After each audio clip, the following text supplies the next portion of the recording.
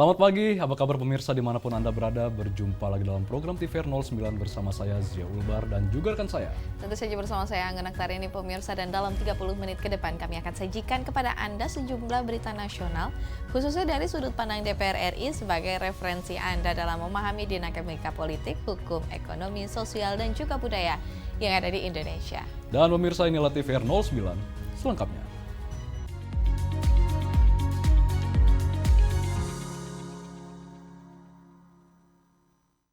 Balik DPR RI menilai rencana pemberian konsensi tambang untuk perguruan tinggi merupakan momentum memperbaiki tata kelola pertambangan agar lebih berwawasan lingkungan dan berkeadilan.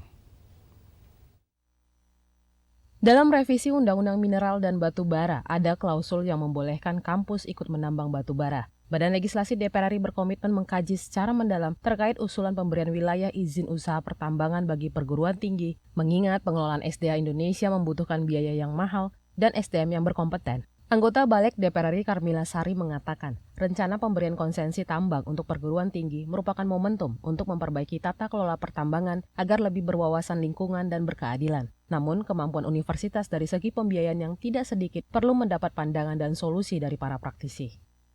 Mereka tuh ada kemampuan gitu kan, ada kemampuan yang artinya begini, bisa saja dibentuk dalam badan usaha milik perguruan tinggi swasta.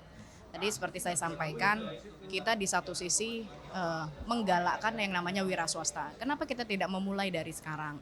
Nah justru dengan adanya hal seperti ini kita menunggu input yang langsung dari pelakunya. Baik itu pelakunya dari asosiasi perguruan tinggi, bagaimana kondisi sebenarnya, dan juga seperti tadi Pak Biswat Cukai, mereka yang menilai seperti apa. Nah ini kita minta standar-standarnya seperti apa, karena yang dilihat prioritas dari perguruan tinggi itu ada 4 hal. Pertama masalah luas izin lahan, terus yang kedua juga kemampuan administrasi, kemampuan finansial, dan ada yang keempat yang bisa dikatakan mereka punya kemampuan dalam pengelolaan. Karmila Sari berharap ada kerjasama permodalan dari pihak luar terhadap universitas melalui badan usaha milik universitas atau BUMU. Nantinya BUMU bertugas mengembangkan unit usaha dan mengoptimalkan sumber pendanaan universitas serta berperan dalam pengelolaan keuangan BUMU. Rifki dan Selamat TVR Parlemen melaporkan. Pemirsa, Komisi 10 DPR RI tekankan Pancasila harus menjadi pion awal dalam melestarikan dan juga mengembangkan kebudayaan nasional dalam rencana strategis Kementerian Kebudayaan. Rencana strategis Kementerian Kebudayaan tahun 2025 berfokus pada pelestarian, pengembangan, dan pemanfaatan warisan budaya nasional. Anggota Komisi 10 DPR RI mengapresiasi program kerja Kementerian Kebudayaan untuk sepanjang tahun 2025. Namun, Kementerian Kebudayaan diingatkan untuk mengedepankan nilai Pancasila dalam program kerja. Andi Muawiyah menyampaikan, Pancasila merupakan ideologi negara Indonesia sehingga harus menjadi poin awal dalam melestarikan dan mengembangkan kebudayaan nasional. Di sisi lain, terkait keberadaan badan bahasa yang tidak masuk dalam Kementerian Kebudayaan menjadi perhatian Komisi 10 DPR. Pasalnya, bahasa merupakan unsur universal kebudayaan. Matinya bahasa menyebabkan matinya suatu kebudayaan, bahkan jati diri sebuah bangsa, karena bahasa menjadi simbol persatuan keragaman suku dan budaya yang ada di Indonesia. Pada rapat ini, Pak Menteri Kebudayaan Dr. Fadlizon menyampaikan bahwa prioritas nasionalnya ada prioritas nasional keempat dan prioritas ke-8, melupakan yang satu yang merupakan umbrella. Dan itu tadi sudah disepakati, yaitu Pancasila. Program saya Pancasila karena di situ menyangkut demokrasi, menyangkut ideologi, menyangkut hak asasi manusia. Itu yang paling penting dari sebetulnya skema kebudayaan kita. Karena saya kenapa bisa mengatakan demikian? Per definisi kebudayaan itu kan kebudayaan nasional berangkat dari kumpulan kebudayaan daerah. Pada Komisi 10 DPR RI, Menteri Kebudayaan Fadlizon mengusulkan agar Badan Pengembangan dan Pembinaan Bahasa ditarik dari Kementerian Pendidikan Dasar dan Menengah ke Kementerian Kebudayaan. Pasalnya, bahasa adalah bagian yang tidak terpisahkan dari kebudayaan. Bondan dan Handoko TVR Parlemen melaporkan. Kebijakan larangan penjualan gas LPG di pengecer mulai 1 Februari 2025 menuai polemik. Kami akan hadirkan informasi selengkapnya, tetap bersama kami di TVR 09.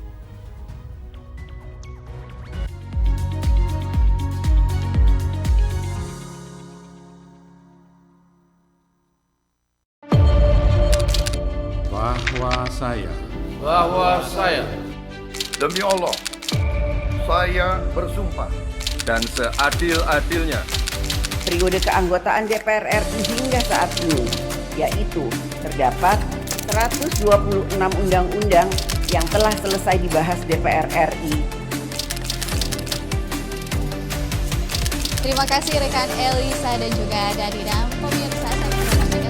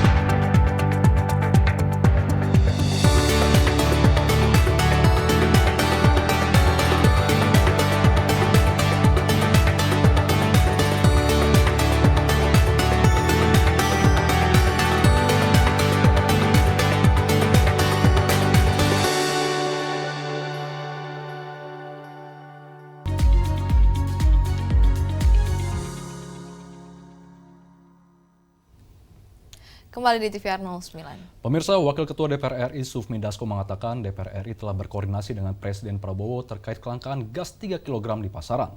Larangan penjualan gas 3 kg melalui pengecer diterapkan pemerintah untuk menertibkan harga di pengecer agar tidak mahal di masyarakat. Pemerintah sempat menerapkan larangan penjualan LPG 3 kg melalui pengecer mulai 1 Februari 2025. Kebijakan itu menimbulkan banyak persoalan karena masyarakat harus mengantri membeli gas 3 kg di pangkalan atau sub penyalur resmi Pertamina. DPR RI akan terus mengawasi ketersediaan gas LPG 3 kg tersebut.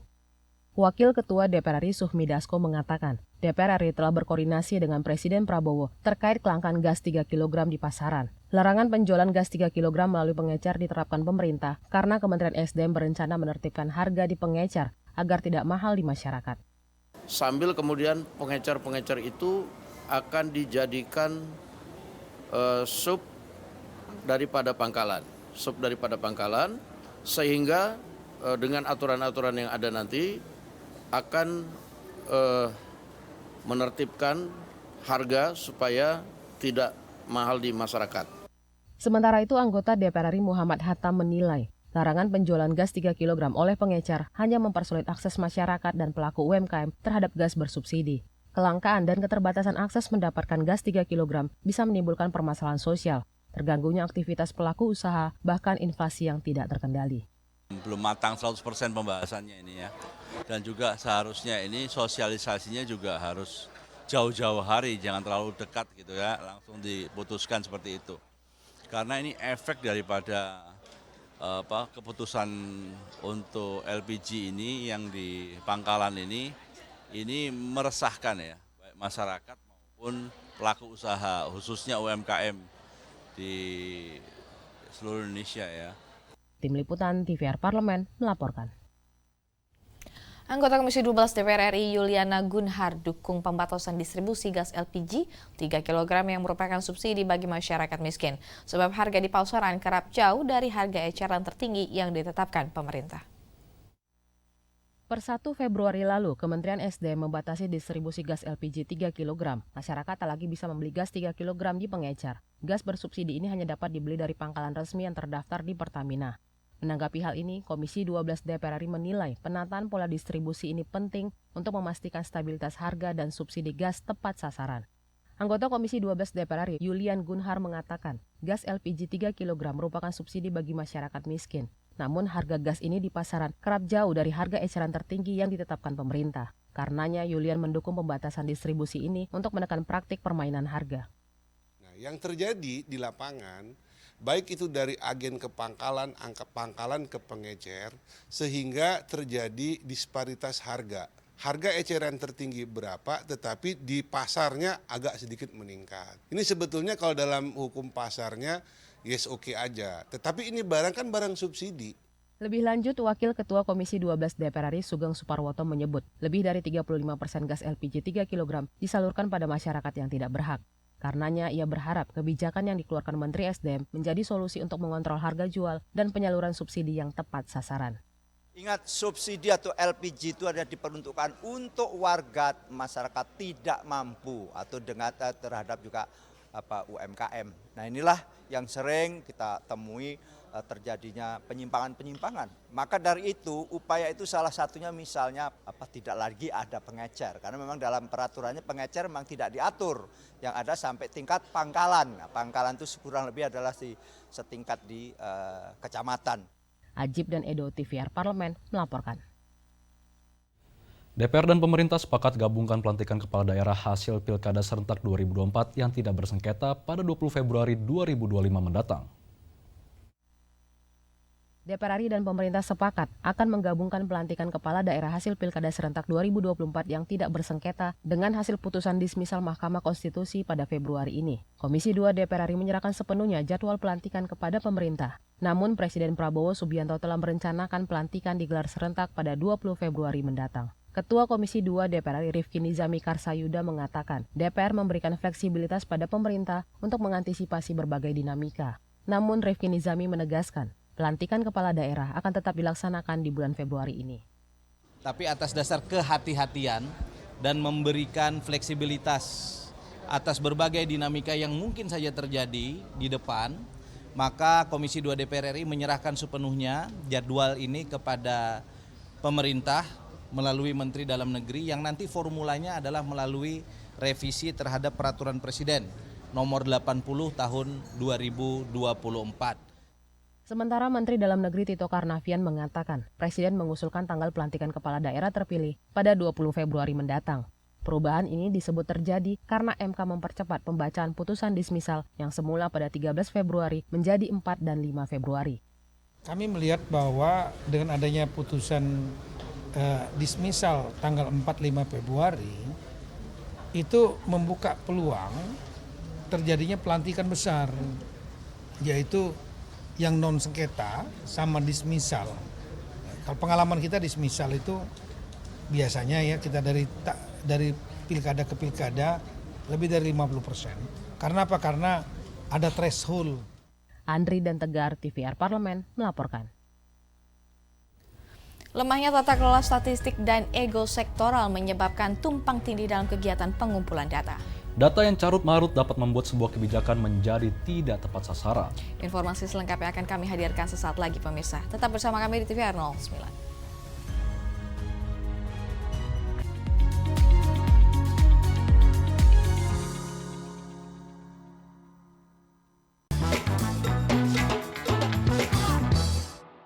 Hey, yang korang beangko,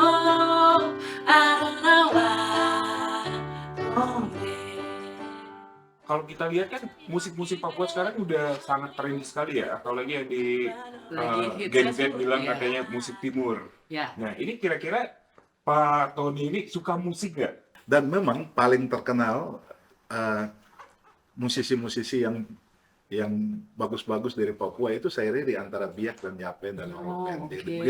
Ya, kita dikenal juga batik Papua, jadi motifnya Nanti itu. ada beli batik Papua. Bagus banget. Bagus ya. Menyala.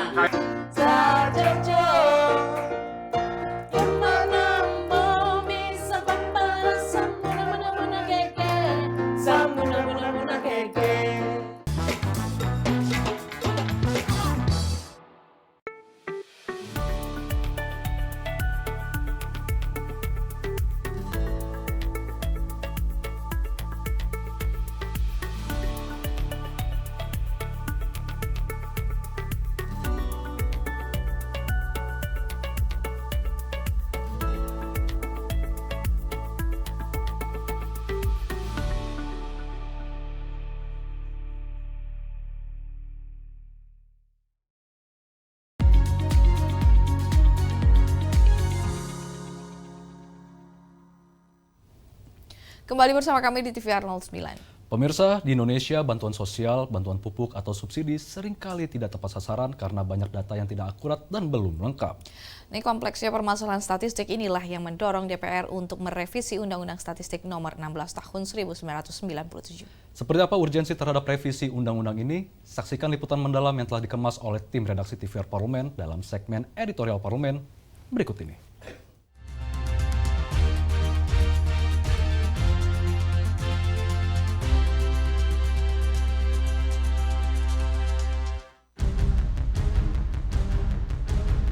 Data memiliki peran strategis dalam perencanaan besar suatu negara. Data yang akurat dan lengkap otomatis akan mempermudah pemangku kepentingan untuk mengambil keputusan maupun kebijakan. Sebaliknya, data yang carut-marut justru dapat membuat sebuah kebijakan menjadi tidak tepat sasaran. Contoh gampangnya, hingga kini masih ada saja ditemukan bantuan sosial, bantuan pupuk, atau subsidi yang tidak tepat sasaran. Bahkan, tak jarang ditemukan data berbeda antara kementerian dengan Badan Pusat Statistik atau BPS. Lemahnya tata kelola statistik serta ego sektoral menyebabkan tumpang tindih dalam kegiatan pengumpulan data. Bahkan, berbagai kementerian lembaga di pusat dan daerah terkesan enggan menggunakan data statistik dari BPS. Kompleksnya permasalahan statistik inilah yang mendorong DPR untuk merevisi Undang-Undang Statistik Nomor 16 Tahun 1997. Revisi undang-undang ini bahkan terdaftar dalam Program Legislasi Nasional Prioritas tahun 2025. Revisi ini bertujuan untuk membangun pangkalan data nasional yang komprehensif dengan melibatkan pemerintah desa dan perangkatnya. Upaya desentralisasi ini menempatkan perangkat desa sebagai pengepul data. Alasannya, karena merekalah yang memiliki sumber primer dari data kependudukan. Semua masalah yang timbul saat ini ya di negara kita ini satu sisi bisa kita ambil simpulan memang problemnya yang sangat mendasar adalah kita belum punya database kependudukan yang terintegrasi dan sistematis gitu loh. Nah, data-data kita ini tersebar di masing-masing kementerian lembaga yang kadang-kadang itu menimbulkan ego sektoral. Pentingnya akurasi data turut ditekankan Komisi 10 DPR RI dalam kunjungan kerja spesifik ke beberapa wilayah di Indonesia, utamanya data sensus terkait ekonomi.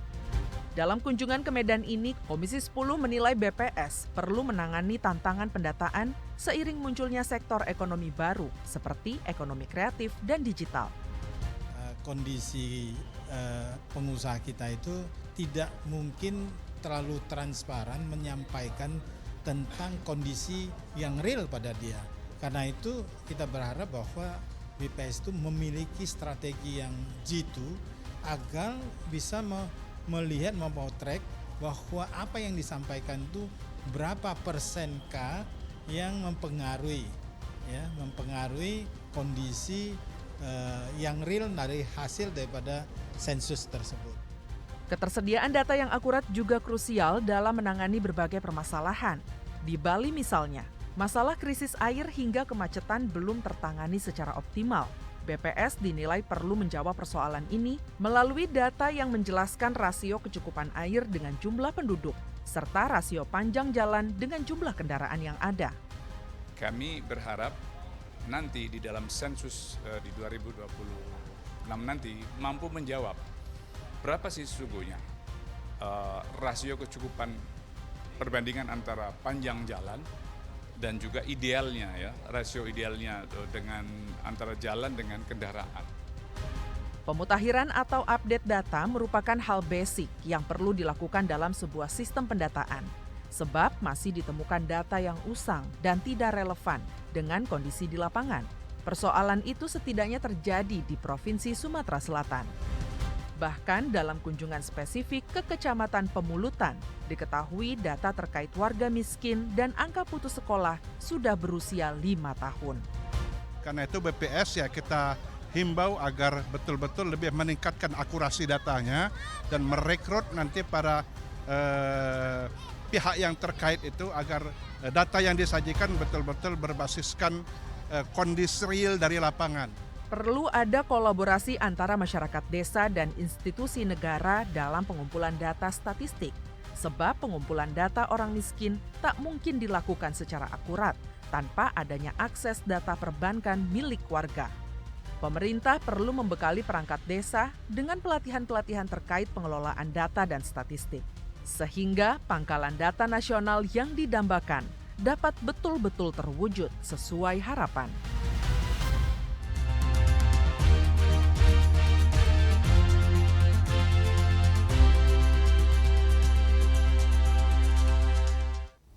Di tengah hiruk-pikuk kehidupan modern masa kini, kesehatan mental atau burnout menjadi salah satu fokus utama yang tidak bisa diabaikan.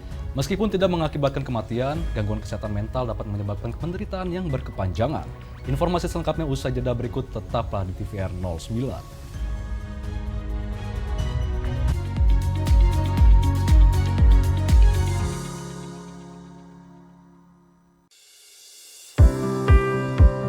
Mengenal tugas dan fungsi DPR RI. Dewan Perwakilan Rakyat atau DPR adalah lembaga negara yang mewakili aspirasi rakyat. Kehadiran DPR RI merupakan salah satu bukti bahwa Indonesia merupakan negara demokrasi. Sebagai salah satu lembaga perwakilan rakyat, apa saja tugas dan fungsi yang diemban DPR RI? Berdasarkan pasal 20A ayat 1 Undang-Undang Dasar 1945, DPR memiliki 3 fungsi, yakni fungsi legislasi, anggaran, dan pengawasan. Tugas dan wewenang DPR berbeda untuk setiap fungsinya. Yang pertama, fungsi legislasi. Menyusun program legislasi nasional atau prolegnas, menyusun dan membahas rancangan undang-undang, menerima rancangan undang-undang yang diajukan oleh DPD, membahas rancangan undang-undang yang diusulkan oleh Presiden ataupun DPD, menetapkan undang-undang bersama dengan Presiden, menyetujui atau tidak menyetujui peraturan pemerintah pengganti undang-undang yang diajukan oleh Presiden untuk ditetapkan menjadi undang-undang. Yang kedua, fungsi anggaran. Memberikan persetujuan atas rancangan undang-undang tentang APBN yang diajukan oleh Presiden. Memberikan persetujuan terhadap pemindahtanganan aset negara maupun terhadap perjanjian yang berdampak luas bagi kehidupan rakyat yang terkait dengan beban keuangan negara.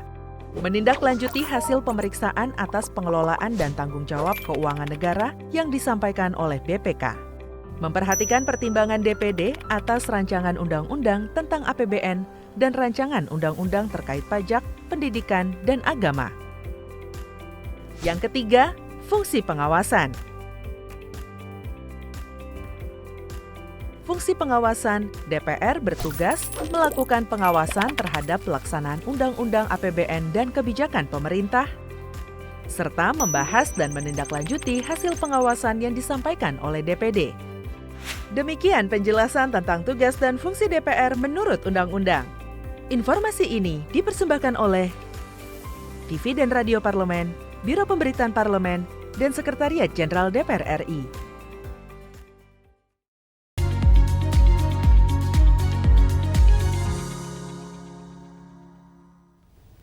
Anda kembali di TVR 09. Tidak memandang usia, burnout kini banyak ditemukan di kalangan orang-orang berusia muda. Tuntutan sosial dan beban kerja tinggi sering menjadi penyebab banyaknya kasus burnout masa kini. Tidak hanya merugikan, burnout juga sangat merugikan bagi keluarga dan orang-orang sekitarnya. Tanpa berlama-lama lagi pemirsa, langsung saja kita saksikan tayangan tips jitu menghadapi burnout dan juga merawat kesehatan mental dalam segmen Intips Informasi dan Tips berikut ini.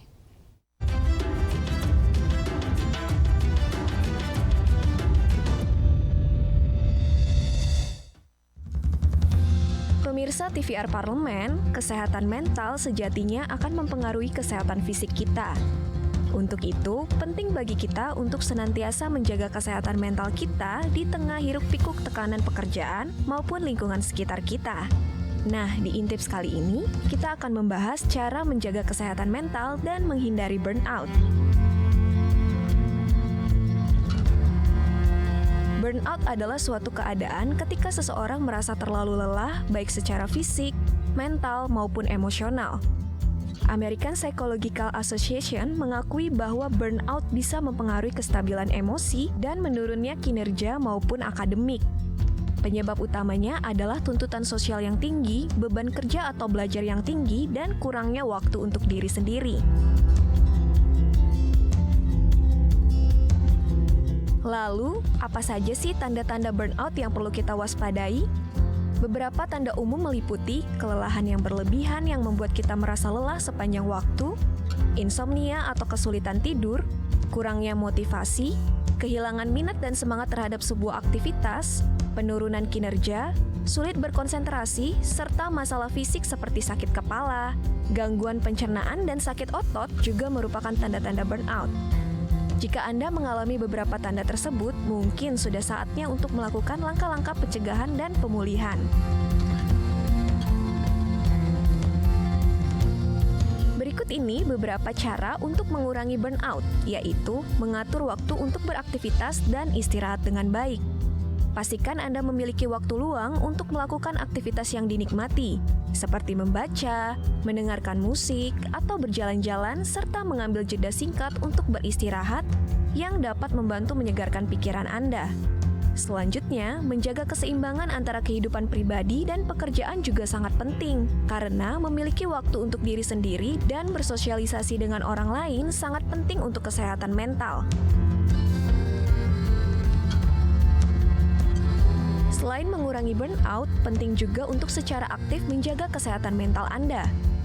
Berikut beberapa tips yang bisa dicoba, seperti berolahraga dengan teratur setidaknya 30 menit sehari, baik itu berjalan kaki, bersepeda, ataupun yoga. Menjaga pola makan sehat juga mempengaruhi kesehatan mental. Konsumsilah makanan bergizi seperti buah, sayur, protein, dan hindari makanan olahan siap saji. Selanjutnya yaitu menjaga pola tidur. Tidur yang cukup membantu tubuh dan otak pulih dari aktivitas sehari-hari. Hindari terlalu sering begadang dan pastikan lingkungan tidur Anda nyaman. Selain itu, gunakan metode meditasi dan mindfulness untuk membantu menenangkan pikiran dan meningkatkan fokus. Salah satu yang terpenting namun sering terlupakan adalah dukungan emosional dari orang lain maupun diri sendiri. Jangan takut menceritakan keluh kesah dengan teman, keluarga, atau orang terdekat untuk mengurangi beban pikiran. Selain dukungan dari orang lain, menerapkan self-compassion juga penting. Berbaik hatilah pada diri sendiri dan jangan terlalu keras mengkritik diri sendiri saat menghadapi kegagalan atau kesulitan. Yang paling terakhir adalah konsultasilah dengan tenaga profesional seperti psikolog atau konselor yang dapat membantu mengatasi burnout, dan ingatlah bahwa menjaga kesehatan mental sama pentingnya dengan menjaga kesehatan fisik. Dengan mengikuti tips-tips yang telah kita bahas, semoga Anda dapat mengurangi stres dan menjalani kehidupan yang lebih seimbang dan bahagia. Sampai jumpa di episode berikutnya dengan informasi dan tips menarik lainnya. Tetap semangat!